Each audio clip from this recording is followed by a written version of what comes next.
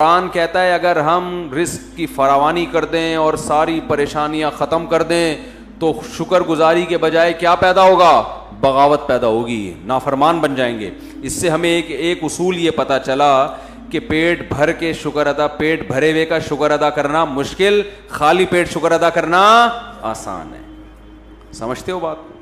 اب ہونا تو یہ چاہیے کہ پھر ہم اللہ سے دعا مانگیں کہ اے اللہ تو ہمیں ٹینشنیں دے دے تاکہ ہم تیرے قریب ہو جائیں، لیکن حدیث میں ہمیں اس سے منع کیا۔ اللہ سے یہ دعا مانگو، اے اللہ تو نے خود قرآن میں کہا ہے قلیل من عبادی الشکور، کچھ بندے میرے ایسے ہوتے ہیں کہ جن کو نعمتیں ملتی ہیں پھر بھی وہ دین پہ قائم رہتے ہیں، ہوتے ہیں لیکن مارکیٹ میں ایسے لوگ کیا ہیں؟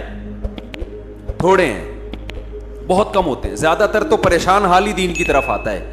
لیکن اے اللہ تو نے خود قرآن میں کہا ہے کہ 100% لوگ کبھی بھی خراب نہیں ہوتے، کچھ ایسے بھی ہوتے ہیں۔ اور اللہ نے یہ داؤد علیہ السلام کو کہا کیونکہ داؤد علیہ السلام کی زندگی ٹینشن فری۔ داؤد علیہ السلام نے میدان جنگ میں جالوت کو قتل کیا نا، بڑی بہادری دکھائی، تو ٹینشن میں زندگی گزاری، ظاہر ہے انہوں نے ٹریننگ کی، جہاد کی، میدان جنگ میں جان ہتھیلی پر رکھ کر لڑے، تو اللہ کو آپ پر اتنا پیار آیا کہ اللہ نے آپ کو نبوت بھی دے دی اور بادشاہ بھی بنا دی اللہ نے آپ۔ اس کے بعد داؤد علیہ السلام کی ٹینشنیں کیا ہو گئی؟ دولت کی ریل پیل اور حکومت، خلافت۔ تو قرآن کہتا ہے اے داؤد اللہ کا اب آپ نے شکر ادا کرنا ہے، ناشکری نہیں کرنی۔ ایسا نہ ہو کہ اب آپ کا لائف اسٹائل ہی چینج ہو جائے۔ پہلے آپ عبادت گزار تھے، دن میں روزے رکھتے تھے، رات کو تہجد پڑھتے تھے۔ داؤد علیہ السلام، حدیث میں آتا ہے سب سے بہتر روزہ وہ ہے جو داؤد علیہ السلام رکھا کرتے تھے۔ پوری زندگی داؤد علیہ السلام نے ایسے روزہ رکھا ہے، ایک دن روزہ ایک دن ناغا، ایک دن روزہ ایک دن ناغا، پوری زندگی۔ کیوں یہ سب سے افضل روزہ کیوں ہے؟ اس لیے کہ روزے کا جو بنیادی مقصد ہے نا وہ اپنے جسم کو کمزور کرنا نہیں ہے، سمجھ رہے ہو؟ کیونکہ حدیث میں آتا ہے المؤمن القوی خیر من المؤمن الضعیف، طاقتور مومن کمزور مومن سے اللہ کو زیادہ محبوب ہے۔ اگر روزانہ روزے رکھ کے کمزور ہو جائیں گے تو پھر لڑے گا کون ہے بھائی؟ جہاد میں کیسے لڑیں گے؟ گھر بیوی بچوں کے حقوق کیسے ادا کریں گے؟ محنت کیسے کریں گے؟ یہ تو مسلمان تو ترقی میں پیچھے رہ جائیں گے نا۔ اور اگر اس چکر میں کہ کمزور نہ ہو روزہ ہی نہ رکھیں تو یہ بھی غلط ہے، کیونکہ صرف جسمانی طاقت نہیں چاہیے، ہمیں روحانی طاقت بھی چاہیے۔ اور روحانی کہاں سے آتی ہے؟ وہ تو روزہ رکھنے سے آتی ہے۔ روزہ آپ کو خواہشات سے کیا کرتا ہے؟ روکتا ہے۔ روٹی کھانے کا دل چاہ رہا ہے، نہیں کھا رہے آپ، تو آپ میں اپنے نفس کے خلاف ایک قوت پیدا ہوتی ہے۔ بھائی دنیا میں سب سے بڑا مسئلہ یہی ہے نا کہ جو دل چاہتا ہے بس کرنے کا سوچتا ہے انسان، اب قوت برداشت ہی ختم ہو گئی ہے نا۔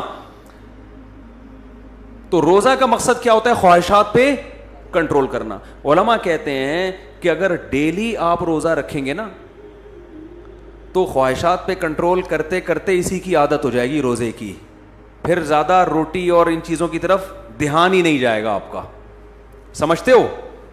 تو اس سے کیا ہوگا کہ جسم تو کمزور ہونا شروع ہوگا کیونکہ ڈیلی روزہ ہو رہا ہے، روحانی قوت اس طرح سے بڑھے گی نہیں کیونکہ آپ یوز ٹو ہو گئے نا، عادی ہو گئے آپ۔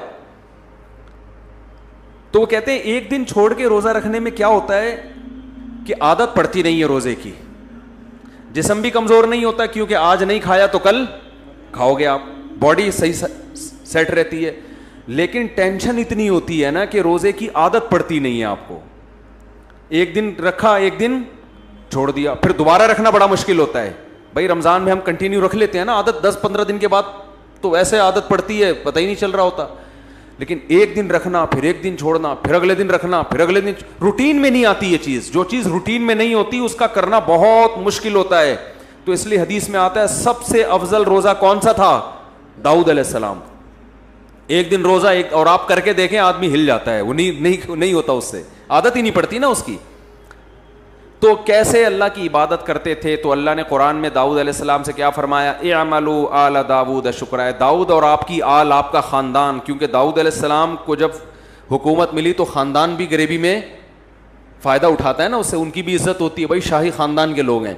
تو اللہ کہہ رہا ہے کہ اے داؤد آپ نے اللہ کا شکر ادا کرنا ہے، ان نعمتوں میں پڑھ کے اللہ سے غافل نہیں ہونا۔ آگے اللہ نے کیا فرمایا؟ قلیل من عبادی الشکور، میرے بندوں میں بہت تھوڑے شکر گزار ہوتے ہیں۔ خالی پیٹ رہ کے مسائل میں گھرے ہوئے تو بہت ہیں جو مجھے یاد کرتے ہیں, خوش و خرم زندگی گزار کے بھی مجھے یاد کریں, ایسے بندے مارکیٹ میں کیا ہیں, شارٹ ہیں.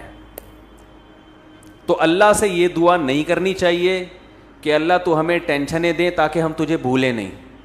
یہ دعا کرنی چاہیے, اے اللہ تو ہمیں داؤد علیہ السلام کی طرح نعمتوں میں ڈبو دے ہمیں, اور پھر ہمیں شکر کی توفیق بھی بولو عطا کر.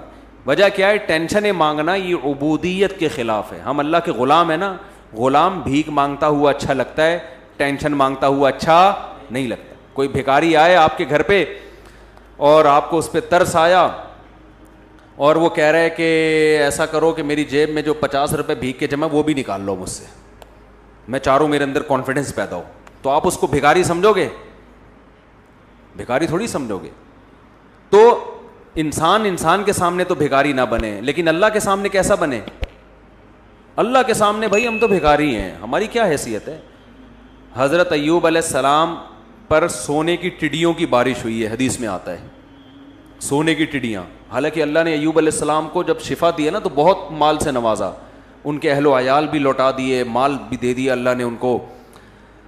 تو اب سونے کی ٹڈیاں برس رہی ہیں. حضرت ایوب علیہ السلام نے ساری ٹڈیوں کو جمع کر رہے ہیں جھولی میں نا, ایک بھی نہیں چھوڑوں گا میں, اس کو بیچوں گا مارکیٹ میں جا کے, یا اس سے درم بناؤں گا, دینار بناؤں گا. اللہ نے حضرت ایوب سے کہا کہ ایوب ہم نے تو آپ کو مستغنی کر دیا, اس سے اتنی دولت دے دی, اب آپ ایسے جمع کر رہے ہیں. تو انہوں نے فرمایا اللہ میں تیری رحمت سے مستغنی نہیں ہوں. کوئی اور یہ بھیک دے رہا ہوتا نا, نہیں ہے بھائی, رکھا اپنے پاس.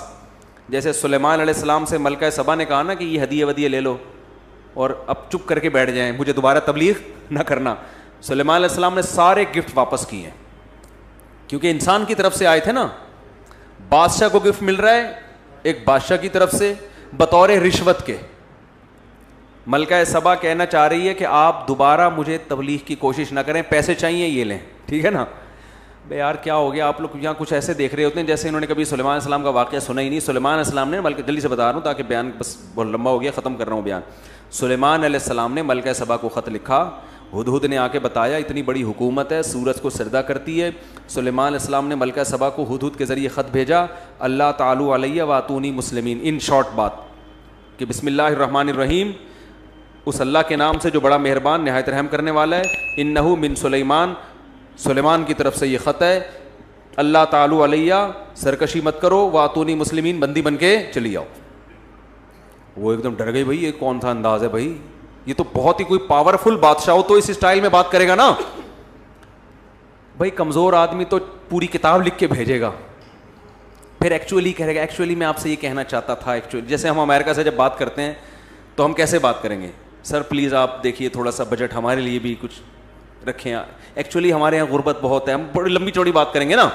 لیکن انسان کا پاور ہوتی ہے پھر اس کا اسٹائل کیا ہوتا ہے, چینج ہوتا ہے. جیسے وہ ایک آدمی نے کسی کو چاقو دکھایا کہ تیری جیب میں جو کچھ ہے نکال لے, اس نے بندوق نکال لی. اب کچھ کہنے کی ضرورت نہیں ہے, مطلب اب تیری جیب میں جو کچھ ہے اور اگر